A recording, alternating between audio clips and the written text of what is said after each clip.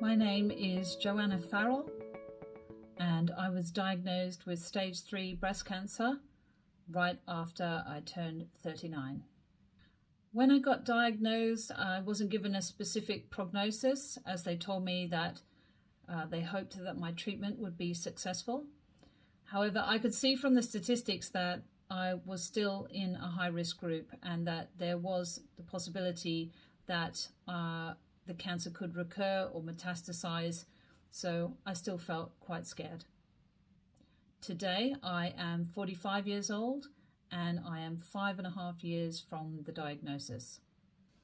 While my doctors were very supportive, somewhere along the way there, I realized that no one else cares about my life as much as I do. At that point, I started researching and just uncovered a wealth of information about cancer. Things like off-label drugs, fasting, ketogenic diet, supplements, hyperbaric oxygen, even just exercise recommendations. So I decided that an integrative approach to cancer was definitely the right thing for me. When I discovered that from the statistics that the conventional medicine didn't have all the answers, and I'd done all the research finding all these therapies, I thought I will just make myself a guinea pig and try them all out. I researched as much as possible, and from there I felt confident to do fasting through chemotherapy. I switched to a ketogenic diet. I added in off-label drugs like metformin and statins. I took supplements, and I made sure that I did at least 20 minutes of exercise every day. To help my mind, I went to counseling, I did meditation, hypnotherapy, and then also things like shiatsu massage, acupuncture, intravenous vitamin C. It was a lot of things. But I also found then a clinic that did hyperbaric oxygen, and I was delighted to be able to go there and add that in as well. So all in, I think it was a list of something like over 20 things that I did in addition to conventional therapy. Yes, I did all these things in combination with the standard of care. I could see that obviously cancer treatment is successful for a lot of people, but for some it doesn't, and you can end up back in the room having to face another diagnosis. Unfortunately, no one was able to tell me whether or not my treatment would work. It was just a hope.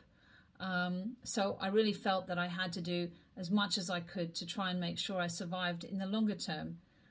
And so that's where adding these treatments alongside came in. My treatment included chemotherapy, surgery, radiation, and that intense period was about 10 months. But those metabolic strategies that I started way back then, I still continue with to this day.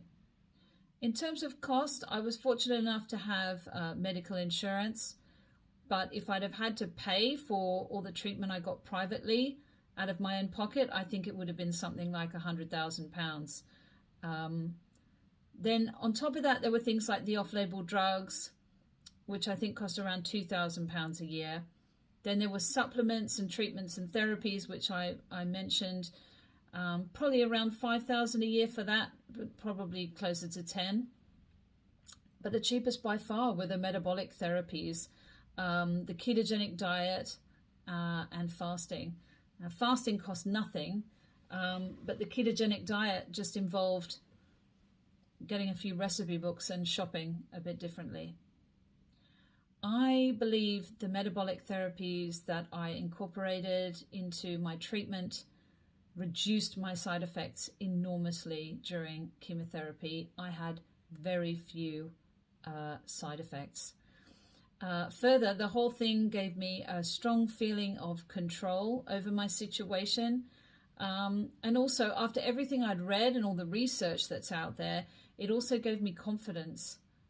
Because I knew that I was, in effect, along the way, restoring my body to health.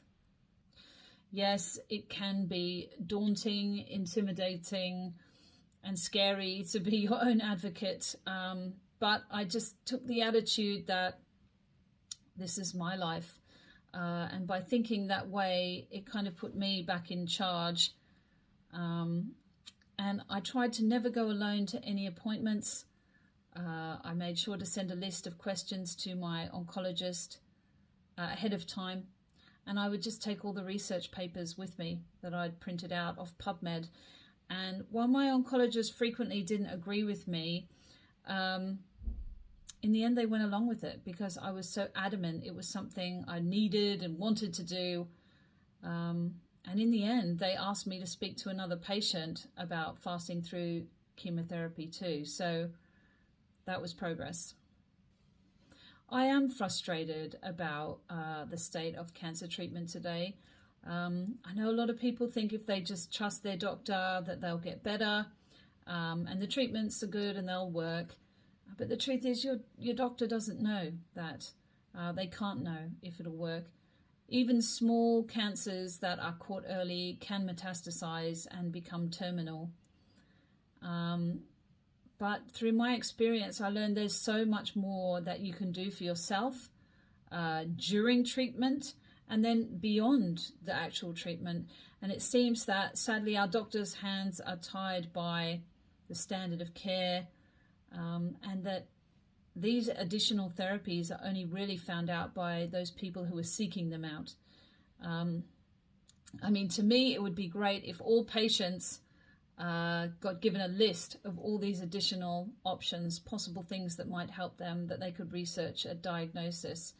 At this point, I feel like it's a shame for anybody to miss out on using them, because with social media and the internet, the secret's out. And the fact remains that many people all over the world now are using lots of these different strategies to aid their treatment and are having really great success with it.